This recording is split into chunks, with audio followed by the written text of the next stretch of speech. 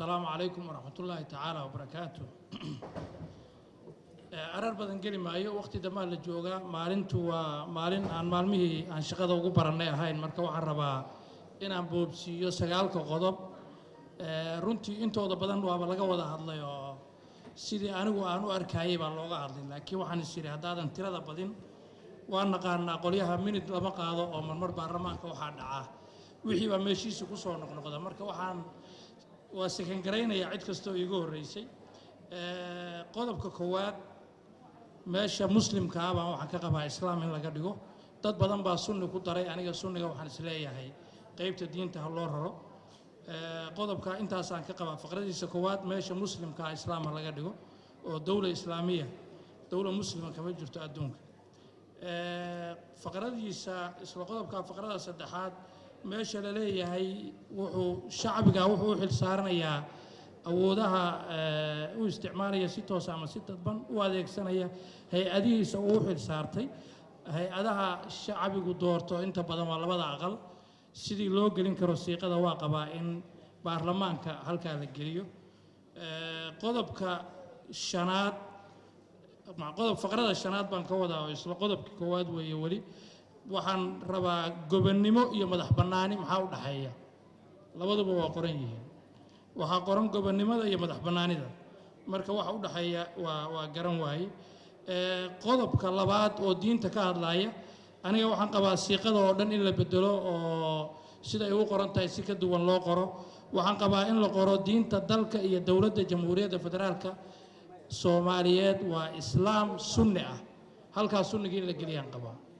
oo meesha ay qoran tahay islaamku waa la leeyahay diinta dalka iyo dowladda jamhuuriyadda federaalka soomaaliya waa islaam sunni ah in halkaa la geliyaan isleeyahay oo sidaa loo qoro maxaa yeelay dowladdana waa naqaanaa oo macno gaaray bixisaa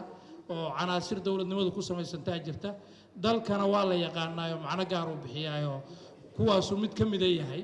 marka labadaba in la xuso waa qabaa dowladdana la xuso dalkana la xuso halkaa qodobkaasaasaan ka qabaa qodobka caayidda in la caayo diinta islaamka waxaan qabaa in la reebo in la caayaba waxa muqadasaadka oo dhan dadyowga kale xataa diimahooda in la caayo iyadana in la xuso waa qabaa maxaa yeelay suuratu ancaam aayadda 108aad ilaahay wuxuu ku leeyahay walaa tasubu aladiina yadcuuna min duuni illaah fayasubu allaha cadwan bikayri cilmin waxay dhalisaa mararka qaarkood in diintaada la caayaba inaad qofka kale maxaa la yidhaahdaa markaad muctaqadaadkiisa iyo diimihiisa gasho taana waa qabaa in halkaas sidaa laga dhigo waxaan kaloo qabaa xeerka lagu qaadayo qofka caaya diinta inuu noqdo shareecada islaamka ee aanu noqon dastuur xildhibaano badan baa iyadana soo jeediyey oo waa ku raacaya waa meelaha aan leeyahay wax badan baa laga baalkiyey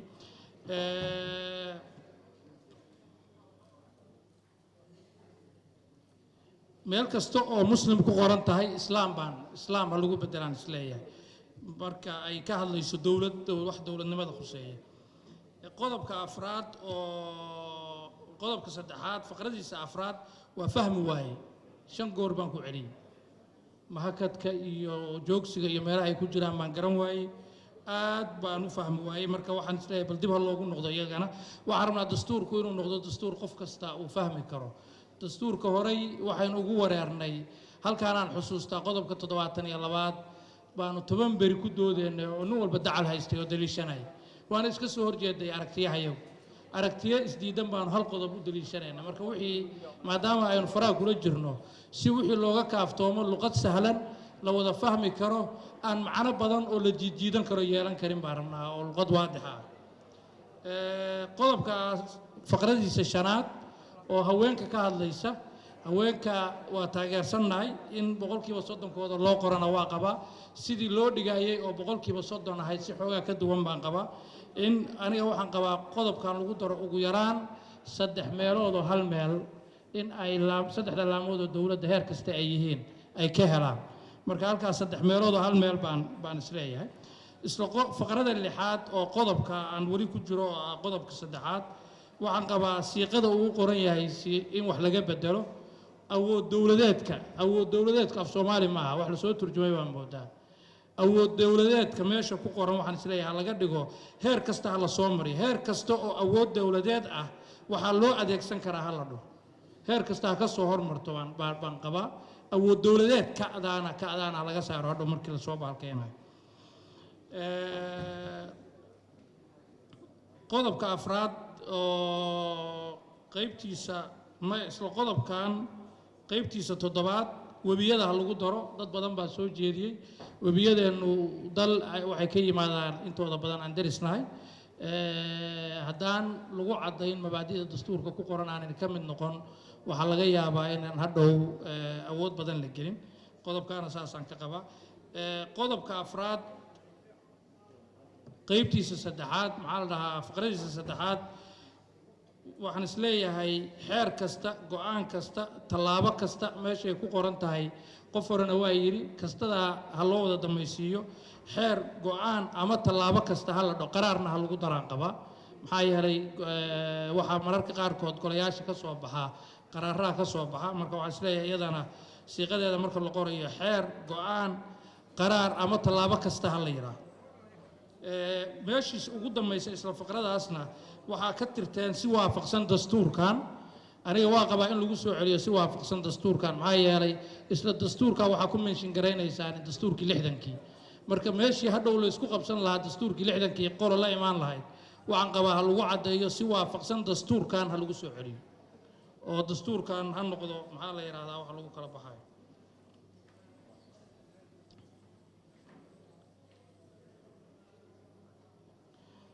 isla qodobka afraad faqradiisa koowaad baan isagana waxaan ugu noqonayaa faqrada koowaad waxaa ku qoran shareecada islaamka ka sokow dastuurka jamhuuriyaddu waa xeerka ugu sarreeya ee dalka isaga ayayna u hoggaansamaysaa xukuumadda isaga ayayna u hoggaansamaysaa xukuumadda keliya meesha la leeyahay aniga ha la yidhaahdo dowladda oo dhammaan laamaha dowladda ha la sheego sidii loo sheegi karaan qaba waa arkay faqrada labaad baa si kale iyadana u qoraysaan oo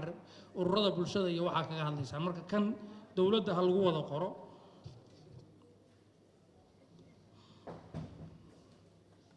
afafka maadaama laba af meesha ku qoran yihiin ciwaanka waa qabaa afafkii ha lagu soo celiyo meeshuu hal af hadda ka yahay markii hore afafkaa qorna afafkii ha lagu soo celiyaan qabaa maya maxaa tiriga xasaasiyaddiisaa badan oo ma rabo inaan galo waxaan isleeyahay ha lagu daro luqadda dhegoolayaasha ha lagu daro maxaa yeelay muwaadiniin soomaaliyeed weeye oo xuquuq leh oo xaq u leh inay wax bartaan oo xaq u leh inay maxkamadaha tagaan oo la dacweeyo oo iyagu wax dacweeyaan waa in luqadooda loo qoro waa qabaa maxaa luqaddu noocay noqonayso waa la isku qabsan karaa laakiin waxaa jira World Federation of Deaf wax la dhaho oo luqad u sayngareeyay la isla yaqaan oo nin doctor sameeyay marka taa haddaynu qaadanayno iyo dastuurada adduunkana 70% waa ku qoran tahay luqadda dhegoolayaashu marka luqad gaar ah weeye oo calaamad ah luqadaas waxaan qabaa iyadana in la adkeeyo oo la qoro baan qabaa qodobkan baycad kaliya dadku ka doodayeen oo la isku haystay macnihiisa anu wax badan oo aan garan waayay baa ku jira qodobka 6aad hidaayad kelmadda hidaayad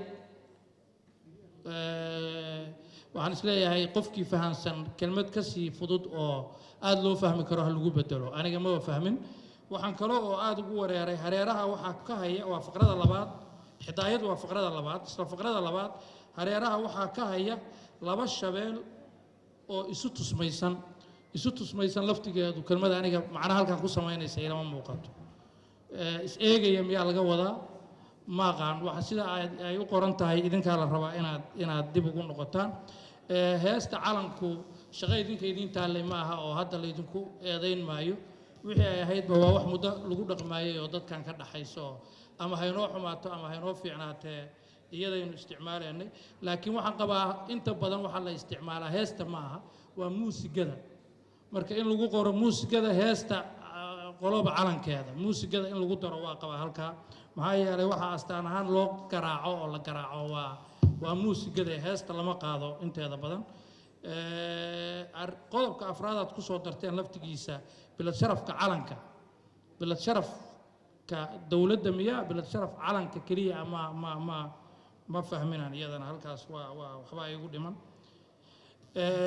qodobka mahadsanid mudane xildhibaan toddobaad walaalow wax shaqadii keliya aan ku jiraa wixii kaloo dhan baan iska daayay ma idayso qodobka toddobaad wax yar baa ay haray raalli ahaad qodobka toddobaad faqrada tirtirteen oo saddexaad ha la soo celiyo baan qabaa maxaa la yiraahdaa waxaad meesha ku qorteen waa suurtagal oo aad u tirtirteen waa wax maangal ah laakiin waxa lagu bedeli karaa baan isleeyahay waqtiga hal la xadido xuduudihii 60kii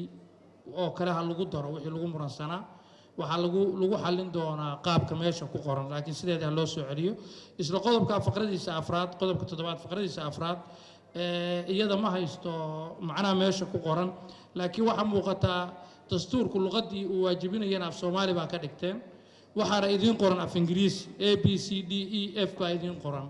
marka inaad dastuurka iyo waxa ku qoran iswaafaqaan waa fiican tahay halka haday suurtagal tahay ba'ta ajaha lagu qoro hadii ay adag tahay ba'ta ajaha lagu qorinka carabiga laba inoo ahaaye abjadiyada iyo xurufta abjadiyada hal la geliyo qodobka jinsiyadaha boqolkiiba boqol ku dheeraan maayo waxaan rabaa sidiisa loo soo celiyo faqradii aad tirtirteenna soo celiya faqrooyinkii kalena waxba yaan laga taaban sidii ay idinoo ku qornay dastuurkii hore ha lagu soo celiyo hal qodob baa ay haray oo qodobka 9aad oo qodobka caasimadda ah caasimadda halkaana waxa ku qorteen caasimaddu waa Muqdisho gadaalna waxa tiraahdeen waxa looga hadlayaa noocay noqonayso caasimadda iyo waxay noqonayso ama hore noo soo wada mariya xildhibaanada intooda badanna waa yiraahdeen ama gadaal noogu wada dhiga halka ayaana loo ku qoran caasimaddu waa Muqdisho gadaalna waxa laga ogaanayaa maxay noqonayso waxay tahay caasimadda iyo waxay noqonayso hal meel aan kaga wada doodnaan qabaa halkaan ha laga qaado cutubka dambe oo aad u dibdhigteen ha loo dibdhigo ama kan ha lagu soo daro maadaama waqtigii dhamaaday hadda ismariga kan ha lagu soo dari karaa assalaamu calaykum waraxmatullaahi tacaala wabarakaatuh